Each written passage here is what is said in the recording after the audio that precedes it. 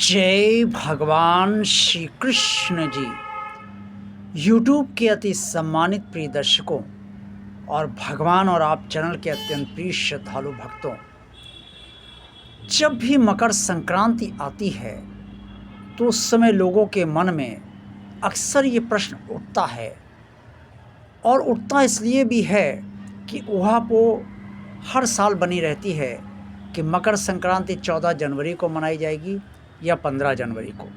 लेकिन इस बार आप सबको कोई ऊहापोह में रहने की आवश्यकता नहीं है, क्योंकि मकर संक्रांति का जो महापर्व है वो 14 जनवरी को ही 2025 को मनाया जाएगा। मकर संक्रांति का इतना महत्व क्यों है, इसके क्या कारण हैं, और क्यों मकर संक्रांति पर किसी नदी या सरोवर या तालाब या कुएं में स्नान करना चाहिए, इसके क्या कारण है, और दान देने का क्या महत्व है, और दान देने से क्या लाभ होते हैं, ये सब आज के वीडियो में मैं आप सबको बताने का पूरा प्रयास करूंगा। प्रिय श्रद्धालु भक्तों, ये तो आप सभी जानते हैं कि मकर राशि शनि देव की राशि है और उसमें भगवान सूर्य प्रवेश करते हैं। शनि भगवान सूर्य के पुत्र हैं और अपने पुत्र के राशि में भगवान सूर्य प्रवेश करते हैं, और इसी दिन से यानी कि मकर संक्रांति से ही मकर राशि में प्रवेश करते ही भगवान सूर्य उत्तरायण हो जाते हैं और फिर पूरे 6 माह उत्तरायण रहते हैं। उत्तरायण का समय अत्यंत शुभ माना जाता है। श्रीमद् भगवद गीता में भी जो मोक्ष की स्थितियाँ बताई गई हैं उसमें भगवान श्री कृष्ण जी ने एक बात ये भी कही है कि सूर्य का उत्तरायण होना चाहिए, अर्थात जो लोग उत्तरायण अवधि में, और अन्य भी कई बातें बताई गई हैं, उन बातों के अनुसार मृत्यु किसी को प्राप्त होती है तो वो सीधे परमात्मा को ही प्राप्त होते हैं। लेकिन परमात्मा को प्राप्त होने के लिए मृत्यु सूर्य के उत्तरायण होने में ही होना चाहिए, अर्थात जब तक सूर्यदेव जी 6 माह तक उत्तरायण हैं उस अवधि में ही मृत्यु होनी चाहिए।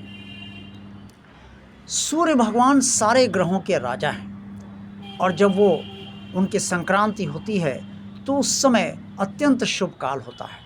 सारे देवगण प्रसन्न होते हैं और अत्यंत शुभ मुहूर्त जो है वो आरंभ हो जाते हैं। शादी विवाह सब शुभ कार्य आरंभ हो जाते हैं और खरमास आप सभी जानते हैं कि समाप्त हो जाता है। मकर संक्रांति पर दान पुण्य और स्नान करने का बहुत महत्व है।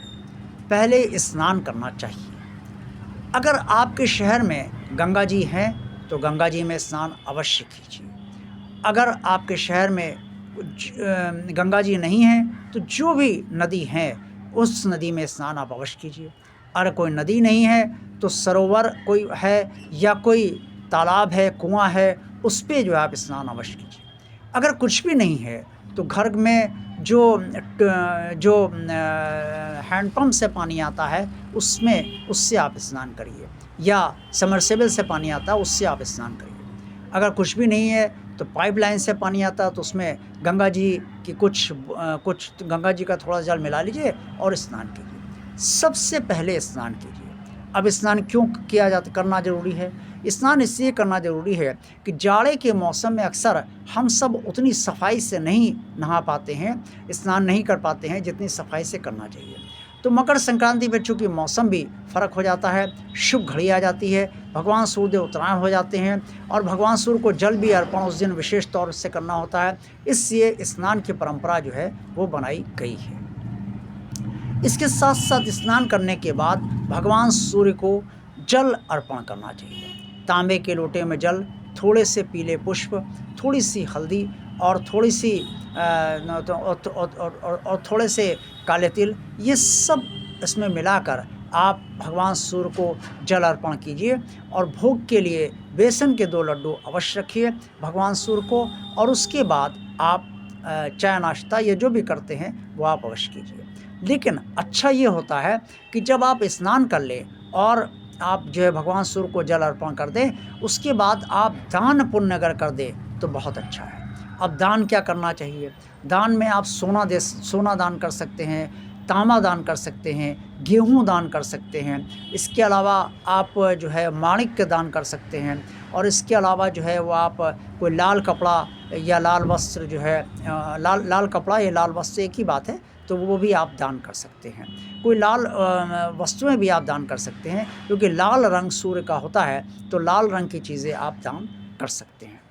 अब स्नान करने से एक विशेष लाभ ये होता है कि शरीर में एक नई स्फूर्ति जागती है। भगवान सूर्य को जल अर्पण करने से और दान पुण्य करने से इस दिन जो है वो भगवान सूर्य का आशीर्वाद मिलता है। और जो उड़द की खिचड़ी बनाई जाती है, यानी कि उड़द का भोग लगाया जाता है, उड़द खिचड़ी का भोग लगाया जाता है और भोग लगा के गौ माता के लिए भी गौग्रास निकाला जाता है और गौ माता को अर्पण करने के बाद जो खिचड़ी खाई जाती है, उस दिन चूँकि मकर राशि शनि की है और शनि देव को उड़द बहुत पसंद है, इसीलिए उड़द की खिचड़ी जो है इसमें बनाई जाती है। और ये खिचड़ी का भोग जो है जो हो वो आपको अवश्य खाना चाहिए। और खिचड़ी भोज भी अगर आप आमंत्रित कर सकें सामर्थ्य अनुसार, तो वो भी आपको उस दिन दान पुण्य के तौर पे खिचड़ी जो है वो ज़रूर वितरित बँटवारा उससे जो है वितरित अवश्य करना चाहिए। इससे इन सब से दान पुण्य करने से और इन सब से स्नान करने से, भगवान सूर्य को जल अर्पण करने से एक विशेष लाभ ये होता है कि भगवान सूर्य का उत्तरायण में संपूर्ण आशीर्वाद आपको प्राप्त होता है, बिगड़े हुए काम बनने लगते हैं और जो रुकावटें होती है वो हटने लगती हैं। इसके साथ साथ जब आप इसके साथ साथ जब आप भगवान सूर्य को जल अर्पण करें, तो उस समय ओम सूर्याय नमः या ओम भास्कराय नमः या ओम रवि नमः, आप इनमें से किसी भी एक मंत्र का आप जो उच्चारण करते हुए ही भगवान सूर्य को जल अर्पण करें, आपको विशेष लाभ अवश्य होगा। इसके अलावा जो मकर संक्रांति का महापर्व है, ये खूब आनंद का पर्व है, क्योंकि शुभता का प्रतीक है। उत्तरायण भगवान सूर्य हो चुके हैं, इससे महापर्व की संज्ञा इसे दी गई है। इससे खूब मौज मस्ती की जाती है। यही कारण है कि पतंग भी लोग बहुत उड़ाते हैं, तो पतंग भी आप उड़ाइए और पूरे आनंद लीजिए 14 जनवरी को। और ख़ास तौर से गुजरात में तो पतंग का बहुत ही अच्छा महोत्सव मनाया जाता है और बड़ौदा शहर में तो काफ़ी पतंगों की भरमार होती है। तो इसलिए आप जहाँ भी रहते हैं वहाँ पे थोड़ी देर पतंग अगर आप उड़ा पाते हैं तो पतंग अवश्य उड़ाइए और पतंगबाजी का भी आनंद लीजिए। मुझे विश्वास है आज का वीडियो आप सबको बहुत अच्छा लगा होगा। इसे लाइक कीजिए और भगवान और आप चैनल अगर सब्सक्राइब नहीं किया है तो इसे सब्सक्राइब अवश्य कीजिए। इस चैनल को ज़्यादा से ज़्यादा लोगों को शेयर कीजिए। कमेंट्स बॉक्स में आपसे जो कुछ भी कहना चाहे अवश्य कहिए। आप सबका कल्याण हो। जय भगवान श्री कृष्ण जी। मकर संक्रांति की आप सबको हार्दिक शुभकामनाएं भगवान और आप चैनल की ओर से।